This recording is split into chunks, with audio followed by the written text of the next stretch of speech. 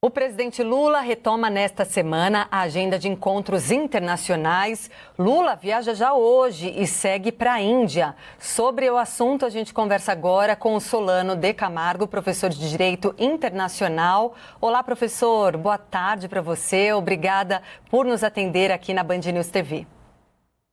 Oi, Patrícia. É uma honra.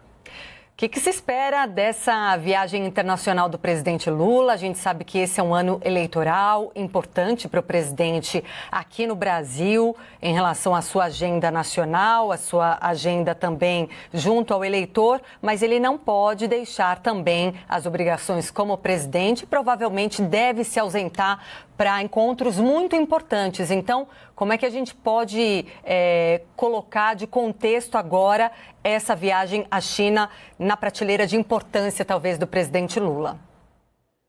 Bom, esse encontro ele é particularmente muito importante dentro do cenário internacional, porque ele reúne as lideranças em volta de um assunto que hoje é a pauta de todos os estados, que é a inteligência artificial, as novas tecnologias, o fluxo principalmente de terras raras e outros insumos que ajudam a potencializar todas essas novas tecnologias digitais. E o Brasil, principalmente aí sob a liderança do presidente Lula, sempre procurou ter um bom lugar a essa mesa de negociação, né, essas mesas internacionais. Então o Brasil, como ele tem um mercado muito grande e ele precisa passar por toda essa transição digital e é um grande exportador desses minérios, evidentemente é muito importante o Brasil possuir ali algum protagonismo, principalmente perante a Índia, que é um dos maiores hoje fornecedores de insumos de inteligência artificial para setores como saúde, fintechs, e sem contar que eles possuem ali um dos maiores contingentes de engenheiros de tecnologia da informação do mundo. Professor, inclusive a Índia que faz parte do BRICS, né? Grupo do qual o Brasil também está incluído, Brasil, Rússia, outros países e Índia. O que a gente pode falar sobre relações hoje Brasil e Índia? Então, essa é uma questão interessante que acaba sendo, né, resultado, inclusive, da política do presidente Trump. O fato de ele impor tarifas em cascata na grande maioria aí dos antigos maiores parceiros dos Estados Unidos fez com que houvesse um rearranjo internacional, uma verdadeira regressão, né, da globalização econômica, fortalecendo blocos como, por exemplo, os BRICS. BRICS, países que, na maioria das vezes, são excluídos dos grandes grupos internacionais, das grandes decisões internacionais, são grupos mais marginalizados, não só do comércio internacional, mas também da política internacional. Nesse ponto, o Brasil nunca teve uma parceria tão próxima da Índia como tem hoje. Então, você imagina, a Índia tem uma população que é quase 3 vezes a população da União Europeia. A Índia tem um contingente grande ali de engenheiros, como eu comentei, então e também é um grande consumidor de commodities agrícolas, que o Brasil é um dos maiores fornecedores do mundo. Então, essa aproximação do Brasil e da Índia é uma verdadeira ganha-ganha internacional, porque promove ali trocas estratégicas e justamente para parceiros que, embora tenham ali regionalmente uma importância crescente, nunca foram tão próximos um dos outros. Professor, entre outros assuntos, né, além do BRICS, você mesmo citou aí que uma das expectativas é a assinatura do presidente Lula, por parte do Brasil e de Índia, de um memorando de entendimento sobre os minerais críticos. Queria que você explicasse um pouco mais sobre esse assunto, já que o Brasil, até o momento, tem a segunda maior reserva de minerais raros do mundo, no que tange ali a negociação, exploração. O que a gente pode esperar? O que temos de interesse nesse assunto posicionados para o lado do Brasil?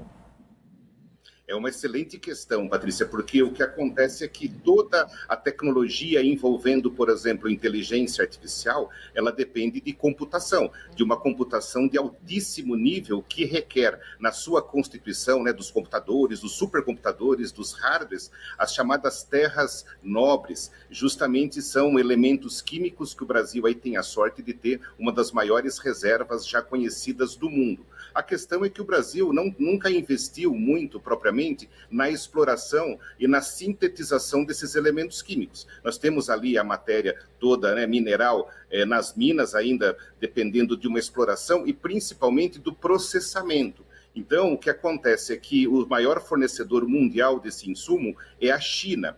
Com essa tensão grande do ponto de vista geopolítico entre Estados Unidos e China, aconteceu que o Trump tem procurado novas fontes fornecedoras desse insumo. E aí o que acontece é que o Brasil tem um certo receio de ficar refém dos Estados Unidos dentro dessa política de imposição de tarifas, que margeia, né, a questão das mudanças de humor do governo americano, e o Brasil percebeu que pode ser importante, dentro desse cenário macroeconômico, ser um exportador desse insumo e poder ingressar justamente nessa teia, nessa cadeia, nessa rede que envolve o ecossistema de informática internacional. Então, o Brasil ele perdeu algumas ondas que foram muito importantes no passado.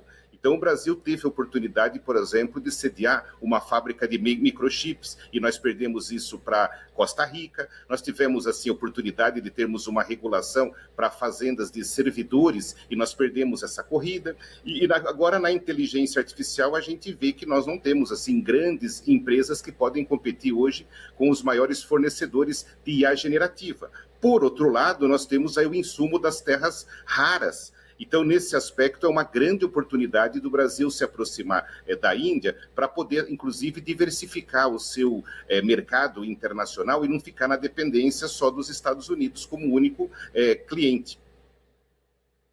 Da visita à Índia, presidente Lula, dali já parte para um outro encontro importante, que é a visita à Coreia do Sul, e pretende por lá assinar acordos de parceria estratégicas.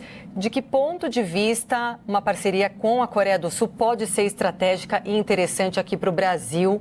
Conta para a gente. De fato, a parceria entre o Brasil e a Coreia do Sul tem crescido geometricamente nos últimos anos. Então, a gente vê, hoje é muito comum, por exemplo, em todas as casas, enfim, eletrodomésticos fabricados por empresas sul-coreanas, assim como smartphones, laptops. Então, a parceria do ponto de vista da importação de produtos eletrônicos da Coreia do Sul e mesmo produtos culturais, né, como a gente tem o K-pop, a gente tem uma comunidade sul-coreana já muito tradicional, como aqui em São Paulo. Então, já existe uma parceria muito sólida do Brasil com a Coreia do Sul. E também, progressivamente, nos últimos anos, o Brasil tem se tornado um importante fornecedor de insumos agrícolas, de fornecimento de carne, frango, de soja, para a Coreia do Sul. Na verdade, esse é o grande produto, né, hoje exportador brasileiro, que são as commodities agrícolas. Então, o que acontece é que dentro dessa aproximação existem ainda a possibilidade de aumentar o comércio entre os dois estados, envolvendo a vinda de tecnologia sul-coreana para o Brasil e ampliação do mercado das cotas de importação sul-coreanas para carne brasileira. Então, esse encontro ele é muito bom e está dentro dessa estratégia, principalmente aí do governo federal brasileiro, de ampliar o comércio internacional para os produtos agrícolas brasileiros. Muito bem, professor Solano de Camargo, professor de Direito Internacional, muito obrigada pelas explicações. Boa terça-feira de carnaval e muito obrigada por nos atender por aqui. Eu que agradeço, Patrícia. Até uma próxima. Até.